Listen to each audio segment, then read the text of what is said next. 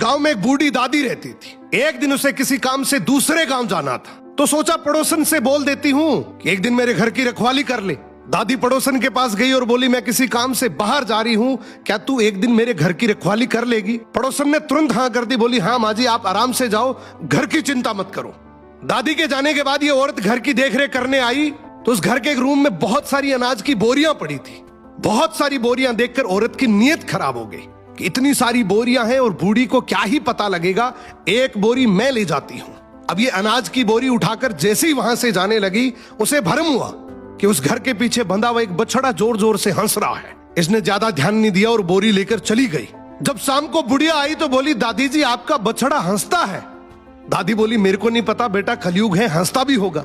औरत से रहा नहीं गया, वो बछड़े के पास गई और बोली, दोपहर में तुम हंस रहे थे? बछड़ा फिर हंसा और बोला, हाँ हंस रहा था। उसने पूछा क्यों? बछड़ा बोला, पिछले जन्म में मैंने इसी बूढ़ी दादी से 200 रुपए उधार लिए थे, मैं वापस भी दे सकता था, पर मेरी तेरे नीयत खराब हो गई थी। मैंने भी सोचा बुढ़िया है, मेरा क्या ही उखाड़ लेगी। एक दिन अचानक से मेरा समय पूरा हो गया, मेरी मृत्यु हो गई।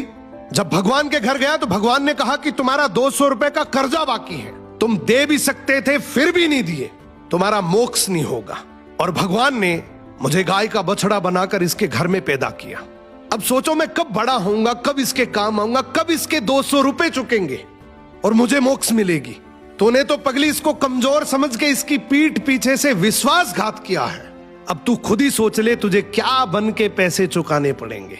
औरत को सब कुछ समझ आ गया और उसको अपनी गलती का एहसास हो गया। वो भागकर बूढ़ी दादी के पैरों में गिर गई और सारी बात बताई और बोली, दादी जी मेरे से गलती हो गई, मुझे माफ कर दो। दादी ने भी बड़ा दिल करके बोला, बेटा सुबह का भूला शाम को घर आ जाए तो वो भूला हुआ नहीं है, कोई बात नहीं, तेरे से ये गलती हो गई। सबसे अच्छी बात है कि तूने अपनी गलती को खुद ही मान लिया। तेरे से जैसे धीरे धीरे बने तो इस अनाज की बोरी के पैसे दे देना। दोस्तों ये कहानी भले ही काल्पनिक हो, लेकिन एक बात बिल्कुल सच है, अगर तुमने किसी का हक खाया है तो इस जन्म में नहीं तो अगले जन्म में भी चुकाना पड़ेगा।